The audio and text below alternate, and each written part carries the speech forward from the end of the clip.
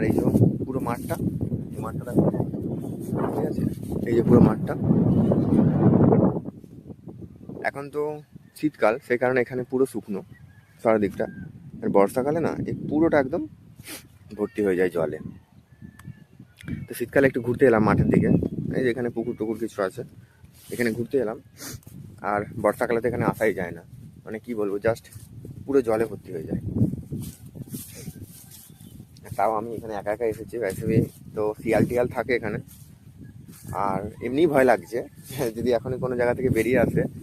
তো এই দেখো এখানে পুরো জঙ্গল, এইগুলো এই সাইডগুলো, এগুলো তো সব শিয়াল পুরো ভর্তি থাকে। আর এমনিতে এত জঙ্গল তো ভয়ই লাগে। দেখো এখানে পুরো জঙ্গল, এই যে পুকুর, পুকুরটাতেও জল নেই, শীতকাল তো এই জন্য পুরো শুকিয়ে গেছে একদম। কারা মাছ ধরেছে মনে হচ্ছে। পুরো এগুলো পুরো জঙ্গল, এইসব ধারে শিয়াল থাকে।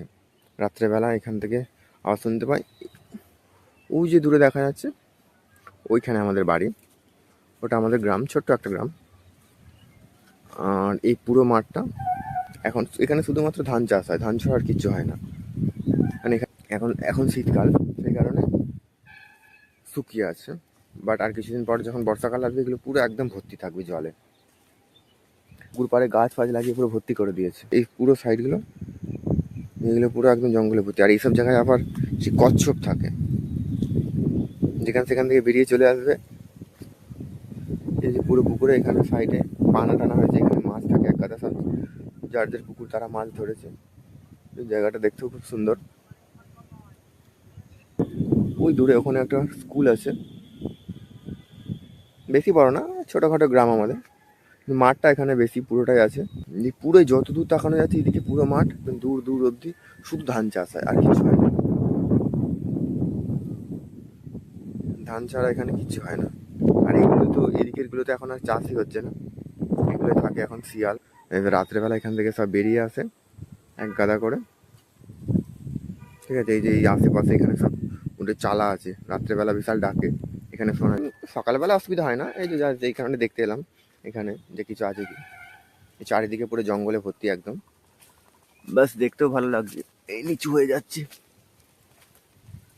আর এইগুলো সেই কি ডাল গাছ, কি ওরলের ডাল না কি সামথিং বলে কিছু একটা।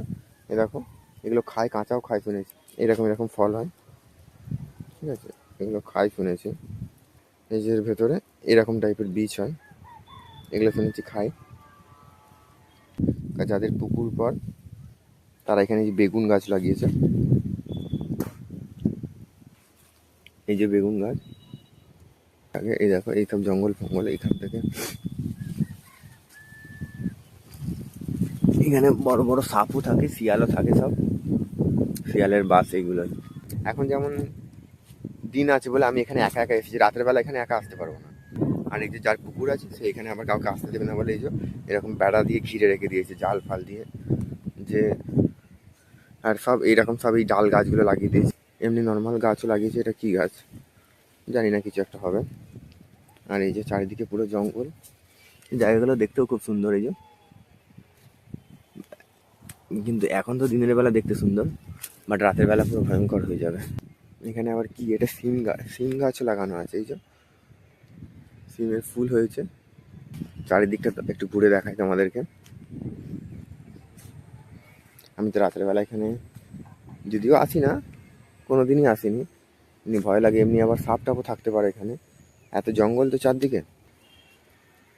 মানে এত জঙ্গলে এখন কোথায় কি লুকিয়ে আছে বোঝা বড় মুশকিল। একটু নিচু হয়ে যেতে হবে, বাস এসে গেছি। এই দেখো এখানটা, এই যে পুরো এখানে পুরো একদম ঝাঁপিয়ে জঙ্গল হয়ে আছে এই সাইডটা পুরো, ঠিক আছে। গাছ লাগানো আছে বড় বড়, আর এদিকটা, আর এগুলো পুরো সমতল ভূমি, এখানে পাহাড় টাহাড় বলে কিছু নেই। বাট এখানে মাটিগুলো কেটে কেটে খালি এরকম করে উঁচু করে রেখেছে। পুরো এই পুকুরে সব বড় বড় মাছ থাকে। ওই আগে একটা পুকুর আছে, পুকুরে হালকা জল আছে, একদম বন জঙ্গল হয়ে গেছে। এইসব উঁচু জায়গাগুলো এখানে সব ভেতরে ভেতরে চালা করা থাকে, এখানে থাকে শিয়াল।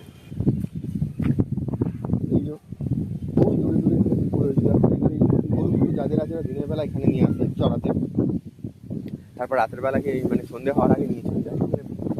পাখিটা মানে নিচু জায়গায় এখানে জল ভর্তি থাকে, জন্য এখানে মাছ ফাছ থাকে বলে এক গাদা পাখি টাকি সমস্ত কিছু এখানে আসে।